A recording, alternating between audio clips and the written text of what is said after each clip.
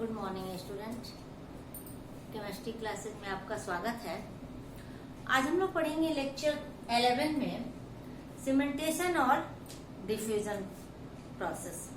Cementation और diffusion process, cementation और diffusion process क्या है इसको हम लोग देखेंगे।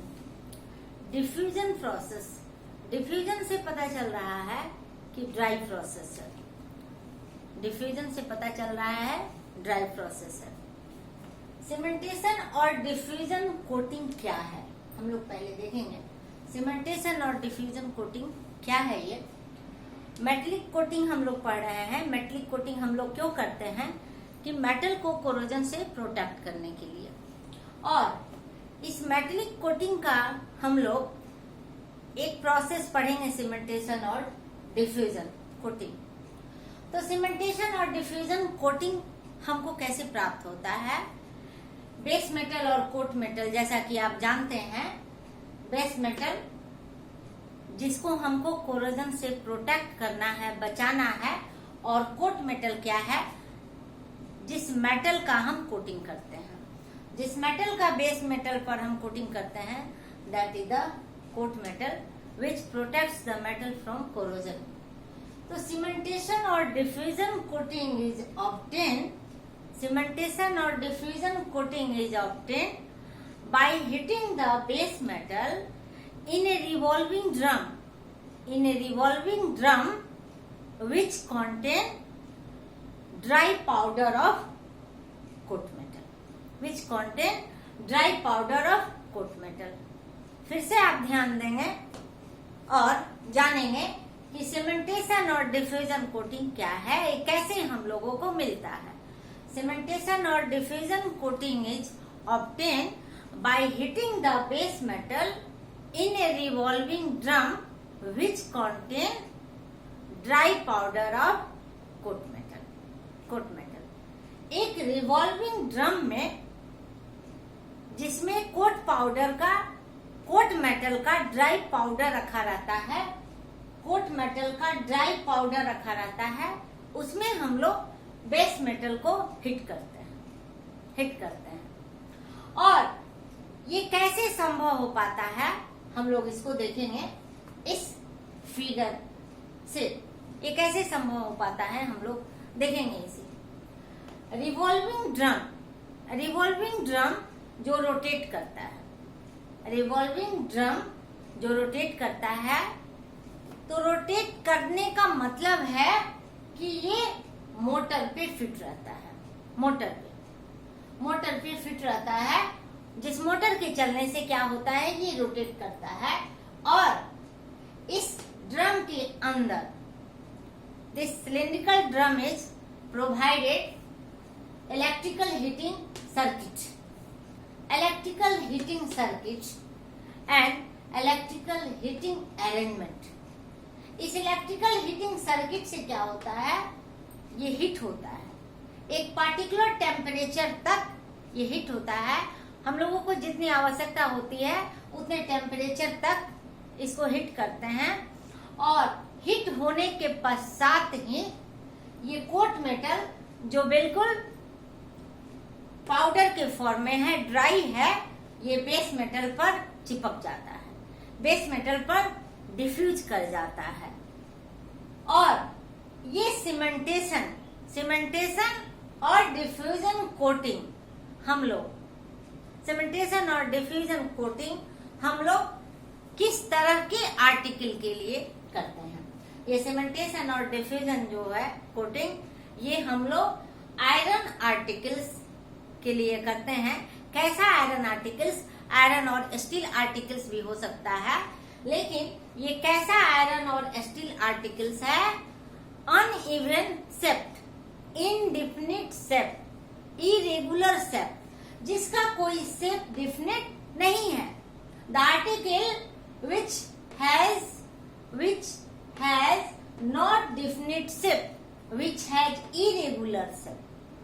तो सीमेंटेशन हम लोग वैसे आयरन और स्टील आर्टिकल के लिए करते हैं जिसका शेप, आकार डिफिनेट नहीं होता है।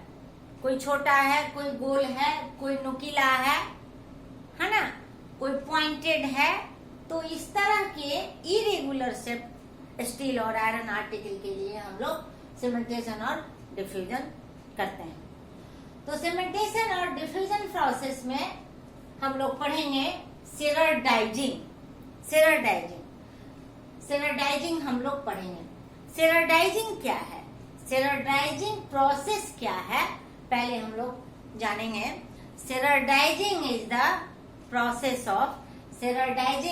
Process of coating of zinc on iron और steel article by diffusion method, by cementation method. तो सेरेडाइजिंग क्या है, आयरन और स्टील आर्टिकल पर जिंक का, आयरन और स्टील आर्टिकल पर जिंक का हम कोटिंग करते हैं। और कैसे करते हैं, तो सीमेंटेशन और डिफ्यूजन प्रोसेस के द्वारा।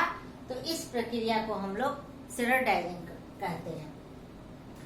अब सेरेडाइजिंग जो है किस तरह के आर्टिकल के लिए हम लोग करते हैं, तो अभी अभी आपको बताया गया है कि irregular shape,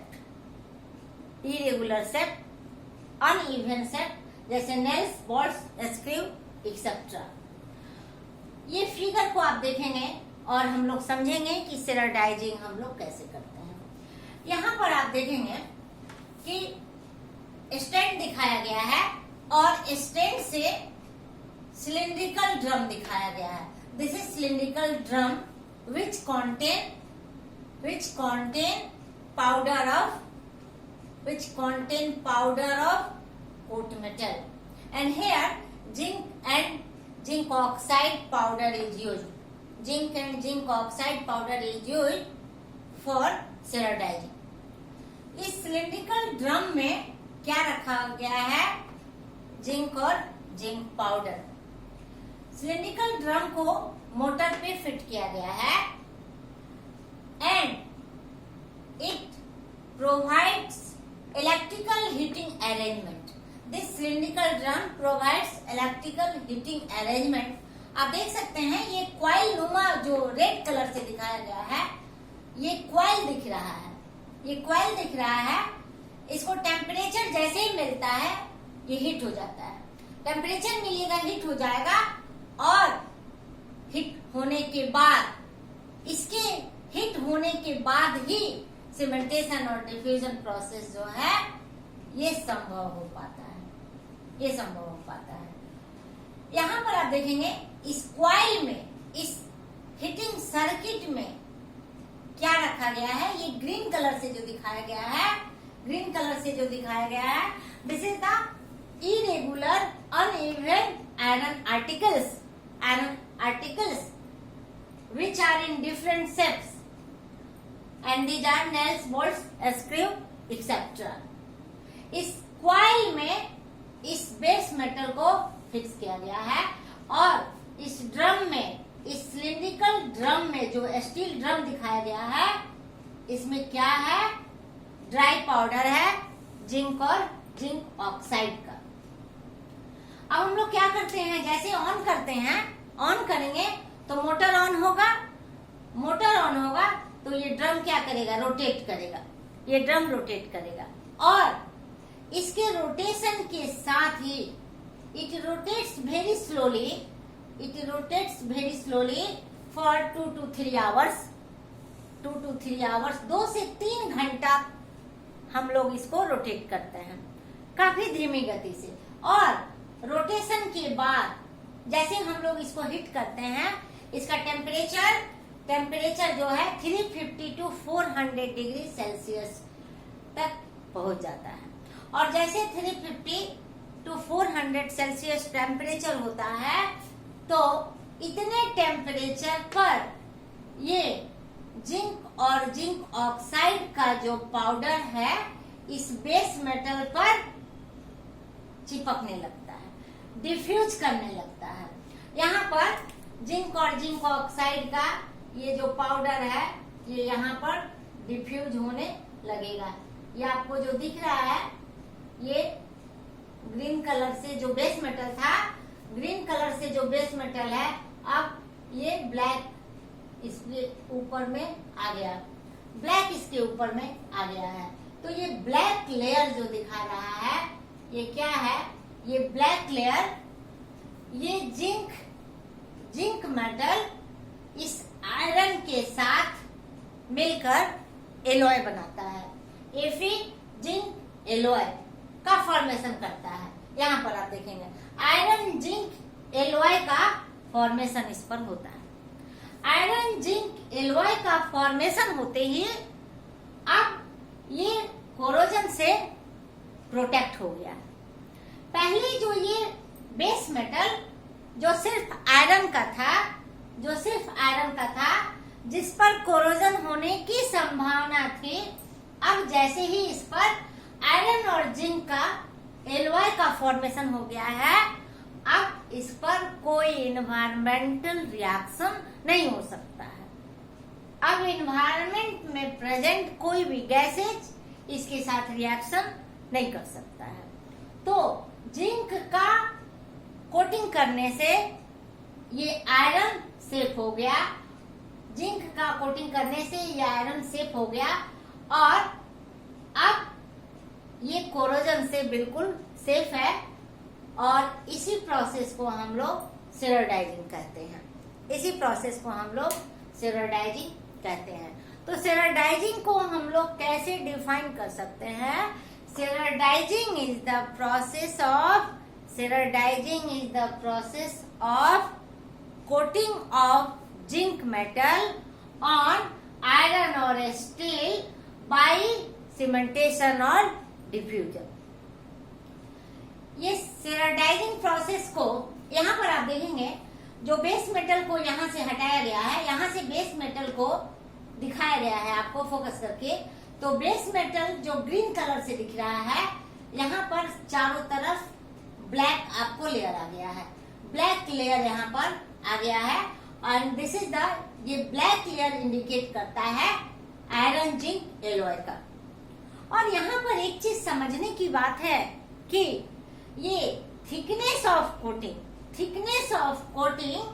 depends upon the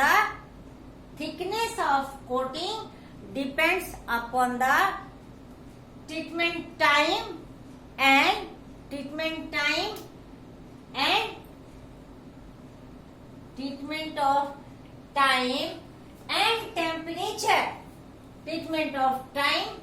temperature.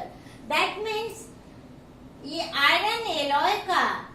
Iron और जिंक का जो एलॉय का फॉर्मेशन बनेगा, आयरन और जिंक का एलॉय का जो फॉर्मेशन होगा, ये एलॉय का थिकनेस डिपेंड करेगा टाइम पर और टेम्परेचर पर। That means thickness of alloy depends upon the treatment time and the temperature.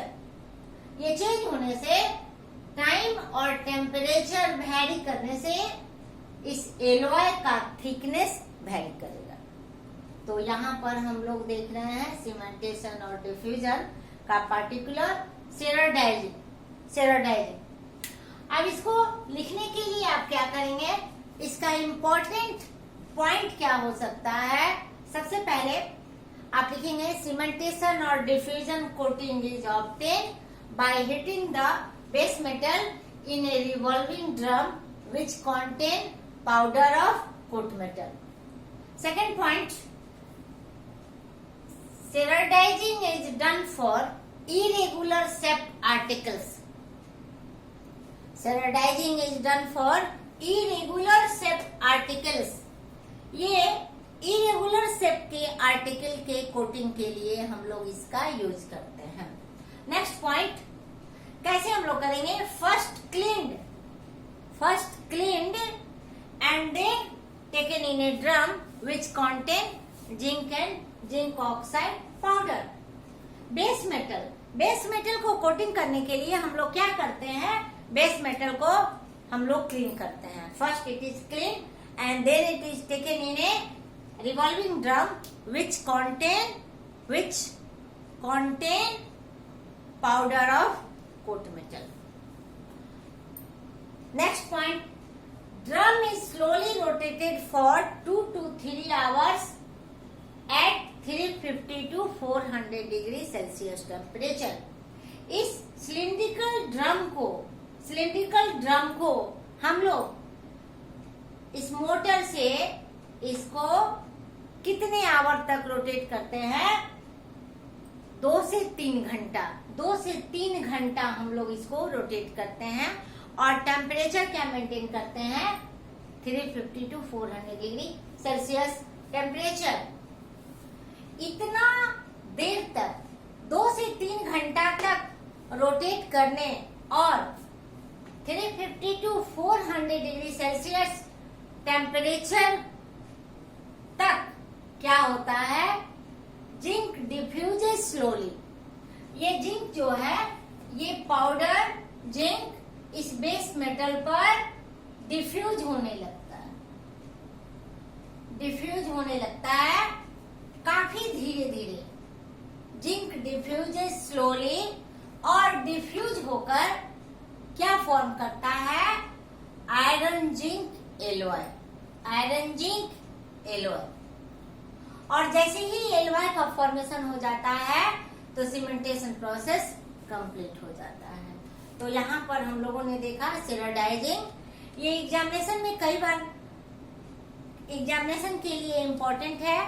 Previous examination में भी कई बार पूछा गया है सेराडाइजिंग, या ऑब्जेक्टिव क्वेश्चन हो या शॉर्ट आंसर क्वेश्चन हो। तो आप लोग सेराडाइजिंग को जरूर पढ़ेंगे, निश्चित रूप से पढ़ेंगे। अब ये सीमेंटेशन प्रोसेस जो है 3 तरह से हम लोग देखते हैं। Cementation process is of 3 types. Cementation process is of 3 types. अब क्या है ये 3 टाइप्स हम लोग देखेंगे।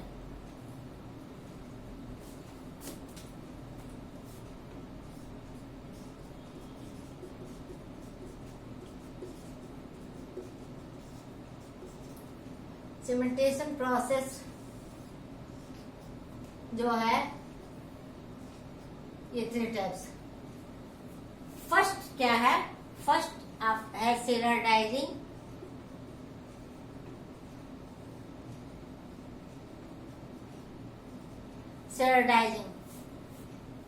सेकंड है क्रोमाइजिंग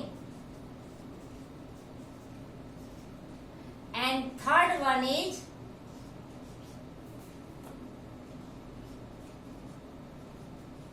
कलराइजिंग।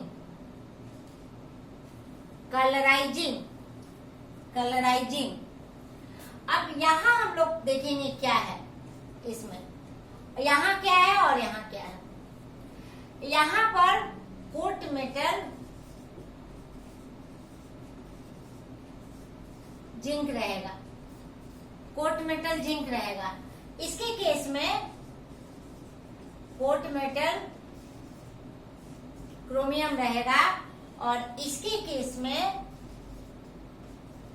कोट मेटल एल्यूमिनियम रहेगा। तो सीमेंटेशन इज ऑफ 3 टाइप।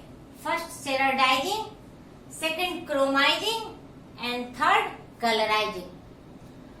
तीनों को कैसे हम लोग डिफरेंशिएट करेंगे? सेराडाइजिंग क्या है, क्रोमाइजिंग क्या है, कलराइजिंग क्या है? सीमेंटेशन प्रोसेस ही है ये तीनों, लेकिन कोट मेटल बदल गया है। बेस मेटल आयरन और स्टील ही है, लेकिन कोट मेटल चेंज कर गया है। सेराडाइजिंग में कोट मेटल जिंक है, क्रोमाइजिंग में कोट मेटल क्रोमियम है और कलराइजिंग में कोट मेटल एल्यूमिनियम है। तो when coat metal is zinc, cementation process is called ceradizing. When coat metal is chromium, cementation process is called chromizing. And when coat metal is aluminum, then cementation process is called colorizing. तो इस तरह आप ceradizing, chromizing और colorizing समझ रहे हैं objective question के answer के लिए। और मुझे उम्मीद है आप समझ गए होंगे ये सीमेंटेशन और डिफ्यूजन, कोटिंग और ये लेक्चर 11 के साथ कोरोजन टॉपिक कंप्लीट हो रहा है आपका, और आप एग्जामिनेशन में पढ़ेंगे, अच्छे मार्क्स गेन करेंगे। Okay, thank you.